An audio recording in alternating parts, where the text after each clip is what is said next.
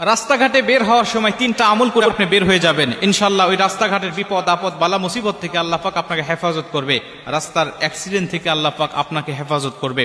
আপনি বের হওয়ার সময় আমলটা করবেন, আপনার সন্তানদেরকে বের করা দেওয়ার সময়ও আপনি এই আমলগুলো করাইয়া তারপরে বের করে দিবেন। কারণ আজকে আমাদের সমাজে আমাদের রাস্তাঘাটে দেখা যায় এতটাই অ্যাক্সিডেন্টটা বেড়ে গিয়েছে, রাস্তাঘাটে আপনি নিজে সচেতন হয়ে চললেও দেখা যাচ্ছে যে আপনি অ্যাক্সিডেন্ট হতে পারেন যে কোনো মুহূর্তে, অন্য গাড়ি বা অন্য কেউ আপনাকে অ্যাক্সিডেন্ট করে দিতে পারে।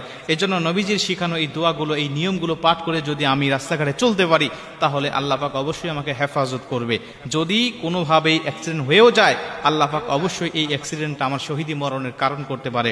এজন্য এই দোয়াগুলো, এই নিয়মগুলো অবশ্যই আমাদেরকে পালন করা উচিত। প্রথম কথা হলো, যদি আপনি দূরবর্তী কোনো সফরে রওনা হন, যেটা আপনি সফরের জন্য রওনা হয়েছেন, কসরের অন্তর্ভুক্ত আপনি হয়ে গিয়েছেন, এমন যদি সফর হয়ে থাকে 15 দিনের জন্য, আপনি 48 মাইলের অধিক আপনি অতিক্রম